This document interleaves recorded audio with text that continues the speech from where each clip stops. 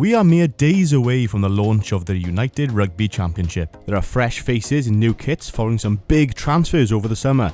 But who should you keep an eye on throughout the season? Worry not, I've plumbed the depth charts and scoured the squad lists to come up with a list just for you. I'm Deiniol from Catch 22 Rugby, and here's 7 open sides you should keep an eye on in the URC this season. Thomas Young, Cardiff Rugby.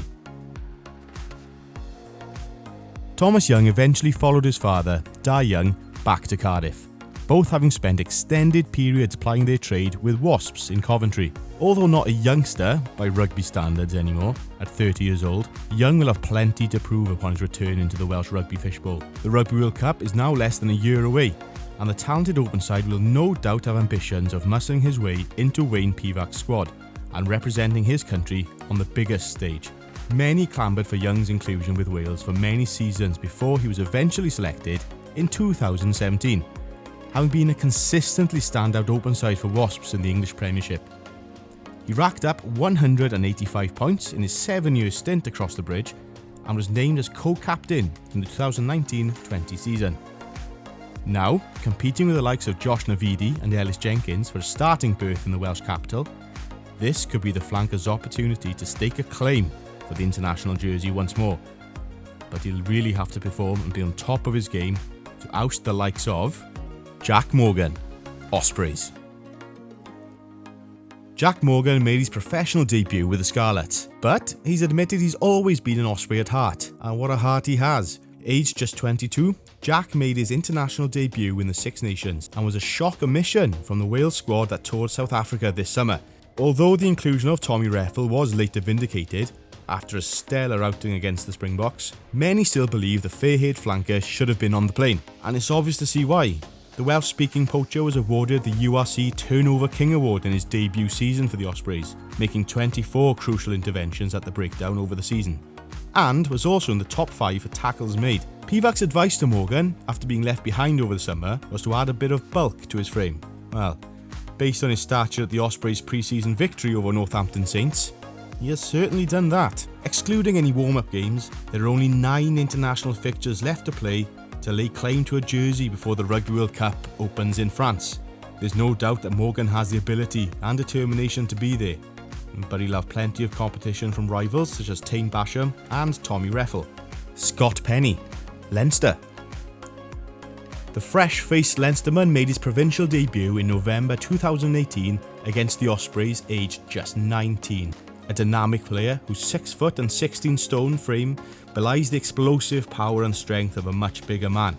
He also has the fortune of having Josh van der Fleer as a mentor, and until recently, another Irish international in Dan Levy. Leinster's misfortune in losing such a quality player as Levy, who announced his retirement earlier in 2022, may be the opportunity Penny has been waiting for to cement his place in Leinster's pack. A former Ireland under-20s international, Penny had a breakthrough year in 2021 in the then-named Pro 14, earning himself the Young Player of the Year award, being named the Team of the Season, and, incredibly, joint top try scorer with 9 tries. Having only won the Irish Shield last season, Leinster head coach Leo Cullen and his men will certainly be hunting a bigger trophy this season, and Scott Penny could be key in keeping the blue machine rolling while the internationals are rested. That is, if he doesn't get snapped up by Andy Farrell and the national team in the meantime. Rory Darge, Glasgow. The Edinburgh-born Glasgow Warrior is 22 years old and only made his professional debut in November 2020, and a little over 6 months later, he was in the Scotland squad. A ferocious ball carrier and a player that looks like he genuinely enjoys tackling the biggest men on the field. He's paradoxically, and admittedly confusingly, a very similar player to, and yet the complete opposite, of Hamish Watson.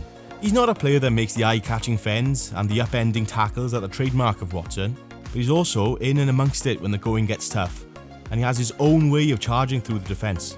There's something very old school about the way he plays, and it isn't just his retro look tape around the head. The openside Dynamo started in 18 of his 19 appearances for the Warriors to date, crossing the whitewash for 1 try last season, while also playing Player of the Match award. The openside Dynamo started in 18 of his 19 appearances for the Warriors to date, crossing the whitewash for 1 try last season, while also earning a Player of the Match award. Not bad for someone who's born when Pure Shores by the All Saints was at number 1 in the charts. A thorn in every opposition side, we'll get our first look at the young Scot if he's chosen, against Benetton Rugby in round 1 of the URC, and I'm expecting him to run riot with and without the ball. Ross Vincent, Zebra Palmer.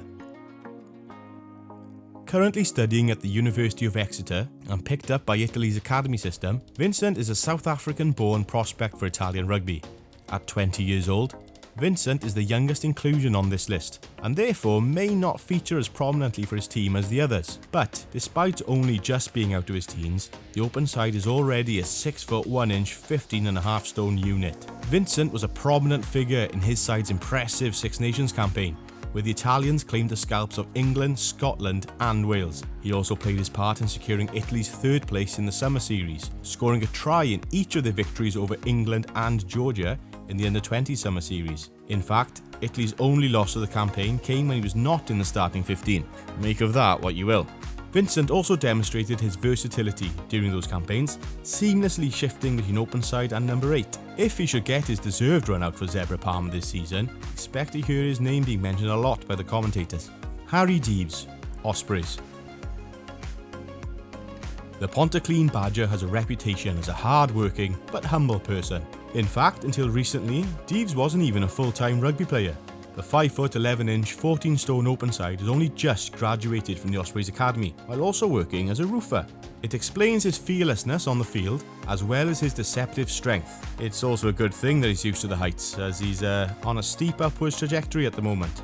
It's easy to spot him on the field. He'll be the one tackling everything that moves, competing for every ball at the breakdown, and carrying the ball into contact with the momentum of a man twice his size. Oh, and he also wears a high-vis headguard. In fairness, Deeves revealed that the now iconic accessory was so that his grandmother could spot him on the pitch while he played.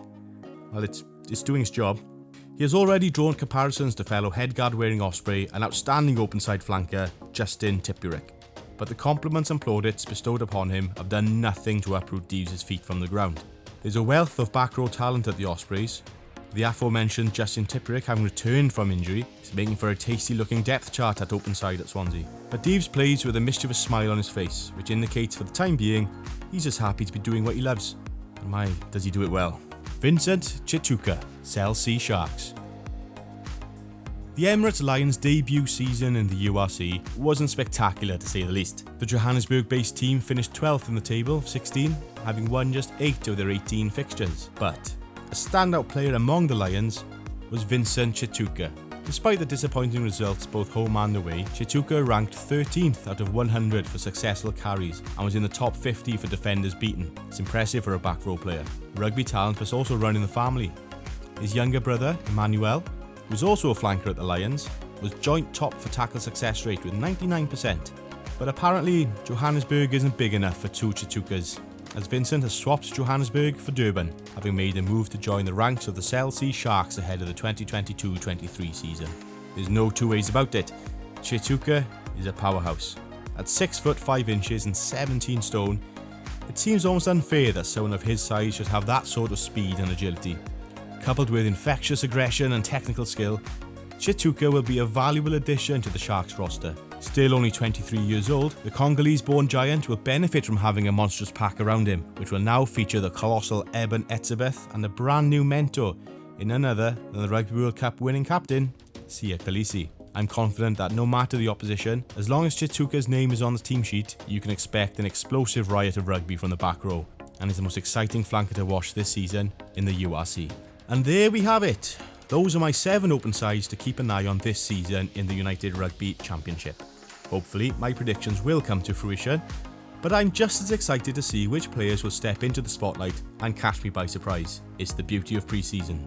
I've been Deiniol of Catch22 Rugby, and if you agreed with my list, be sure to like and hit that subscribe button for more. Alternatively, if you think I'm completely wrong and I've made some glaring omissions, let me know in the comments, and maybe I'll make another list. But until next time, thanks for watching.